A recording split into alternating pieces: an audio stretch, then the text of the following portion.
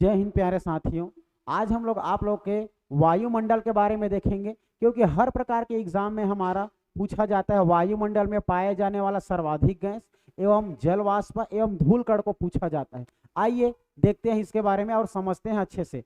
तो सबसे पहले समझेंगे कि जलवायु क्या है। सबसे पहले समझेंगे जलवायु क्या है। देखिए दोस्तों, जलवायु क्या है।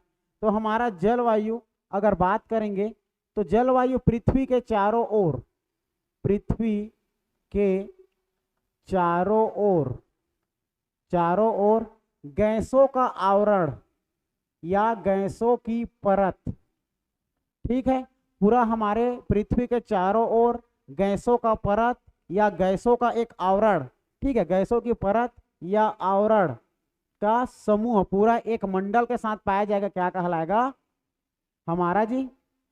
जलवायु कहलाएगा, ठीक है, जलवायु कहलाएगा। तो याद रखना, ये हो जाएगा हमारा पृथ्वी के चारों ओर पाए जाने वाले गैसों का समूह या गैसों का परत या गैसों का आवरण क्या कहलाता है? हमारा जलवायु कहलाता है, ठीक है। अगर बात करेंगे हमारे जलवायु मुख्य रूप से हमारे इसके 3 घटकों से बना होता है जी। कितने घटकों से? 3 घटकों से मिलकर बना होता है। तो जलवायु में हमारा क्या क्या पाया जाएगा? जलवायु में हमारा गैस का समूह है, ठीक है, गैसों का समूह है ना। याद रखना किसका समूह है? गैसों का समूह है। बात करेंगे दूसरा, तो याद रखना इसमें वाष्प, जल वाष्प का समूह होता है ना भाई, जिसमें हमारा गैस के रूप में जल वाष्प होकर उड़ जाता है। और बात करेंगे तो धूल धक्कर भी उड़ते रहता है, जिसको हम लोग धूल कण के नाम से जानते हैं, धूल कण, ठीक है। इस प्रकार से 3 घटक के रूप में याद रखना है आप लोग को जलवायु के, है ना। अगर बात करेंगे हम लोग तो बात करेंगे ये जो गैस है, ठीक है। तो गैस कौन कौन सी गैस हमारे वायुमंडल में, पृथ्वी के वायुमंडल में सर्वाधिक गैस कौन से पाई जाती है करके पूछा जाता है। तो आप लोग को क्रम से याद रखना, सबसे ज्यादा याद रखना नाइट्रोजन, नाइट्रोजन के बाद ऑक्सीजन, ऑक्सीजन के बाद याद रखना है आर्गन, आर्गन के बाद याद रखना है कार्बन डाइऑक्साइड, ठीक है, कार्बन डाइऑक्साइड याद रखना है।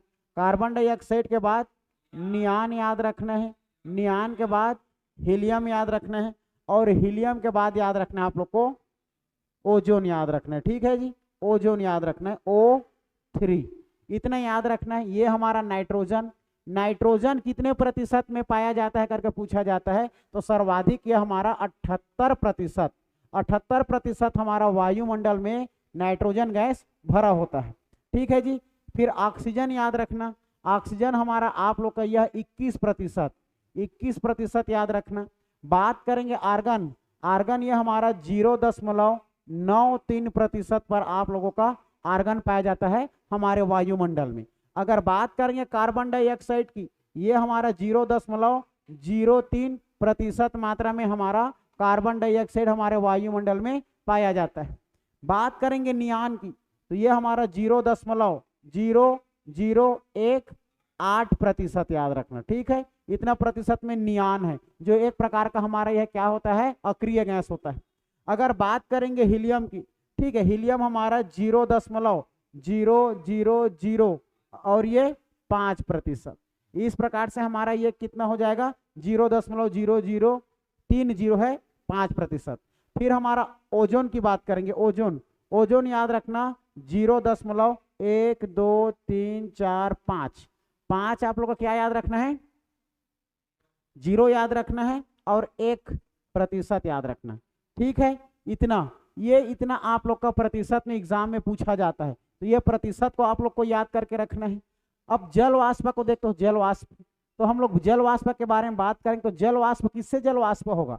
एक तो हमारा वर्षा का होगा, ठीक है, और ये वर्षा हमारा बादल से होता है।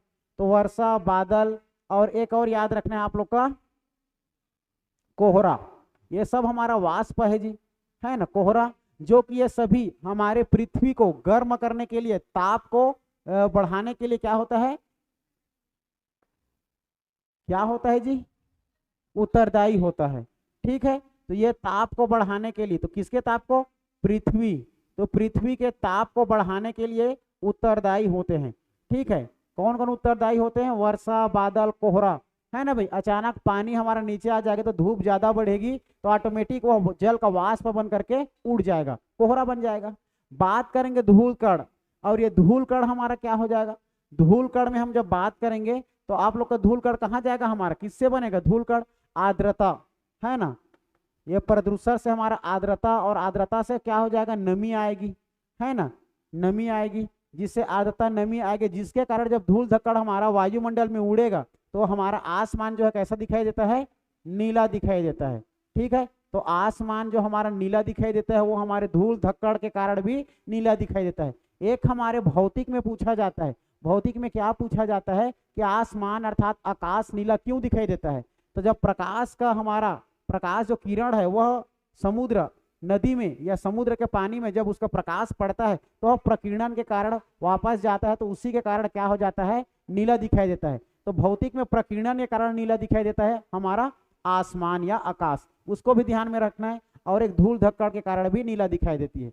ये इतना हमारे जलवायु के बारे में एग्जाम में पूछा जाता है जो इंपॉर्टेंट है ना भाई। गैस को पूछा जाता है तो ये गैस को याद रखना, सर्वाधिक मात्रा में नाइट्रोजन। और कौन सा अक्रिय गैस है, अक्रिय गैस तो आप लोग का इसमें नियान और हीलियम है ना भाई, और आर्गन भी दिख रहा है, हीलियम नियान आर्गन ये सभी को अक्रिय गैस कहा जाता है। जो हमारे ये कौन से वर्ग में आता है, हमारा आवर्त सारणी के 18 वर्ग में आता है। ठीक है, 18 वर्ग में है ना। हीलियम देखा जाए तो हीलियम नियान आर्गन क्रिप्टॉन जेनान रेडान ये 18 वर्ग के समूह में आता है हमारा, याद रखना है। क्लियर है, इतना याद रखना। तो अक्रिय गैस भी देख लीजिए, तो सबसे ज्यादा मात्रा में कौन सा अक्रिय गैस मिलता है करके पूछा जाएगा हमारा जलवायु में, तो याद रखना हमारा आर्गन।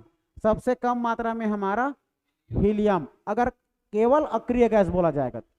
लेकिन आप लोग को पूछा जाएगा गैस की मात्रा ज्यादा तो नाइट्रोजन, कम से कम हमारा ओजोन। याद रहेगा, इतना याद रखना है आप लोग को हमारे जलवायु के बारे में। ठीक है, अगर वीडियो अच्छा लगे तो लाइक कमेंट जरूर करना दोस्तों। फिर मिलेंगे ऐसे वीडियो में, तब तक के लिए जय हिंद।